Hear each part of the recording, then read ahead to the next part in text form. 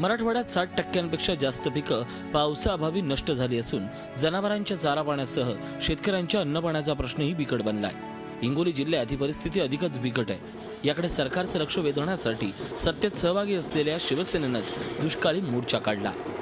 खेड्यापाड्यात कुठेही प्यायला पाणी नाही हे निवेदन आम्ही याच्यापूर्वी तहसीलदारला तोंडी सांगितलं होतं। आमच्या भागात या तुम्ही सर्वे करा आणि ह्याच्यानंतर जी माहिती असेल तुम्ही शासनाला कळवा, परंतु त्यांनी कुठलंही 8-10 दिवसापासून कुठलंही पाऊल उचललं नाही। तहसीलदार श्री मगनूरकर यांनी निवेदन घेण्यास नकार दिला।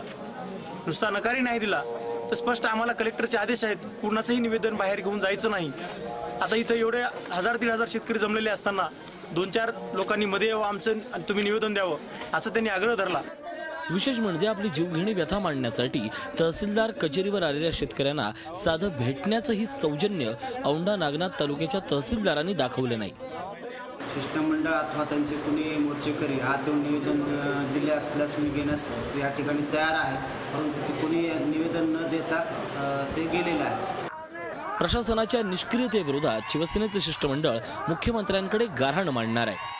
बँकेचे कुठलेही कर्ज प्रकरण शेतकऱ्यांचे मंजूर होईना, त्यामुळे शासनाने बँकेचे कर्ज प्रकरण तात्काळ मंजूर करून शेतकऱ्यांना आर्थिक मदत करावी व शेतकऱ्यांच्या पाठीशी उभं राहावं अशी विनंती करण्याकरता आम्ही त्यांची भेट घ्यायला जाणार आहोत। दुष्काळ आणि शेतकऱ्यांची बिकट स्थिती या मुद्द्यावरून आगामी काळात शिवसेना आणि भाजपमधली धुसफूस उघडपणे पाहायला मिळण्याची चिन्ह निर्माण झाली आहेत। Gajanan Deshmukh, Zee media, Hingoli. Zee 24 तास रहा एक पाऊल पुढे।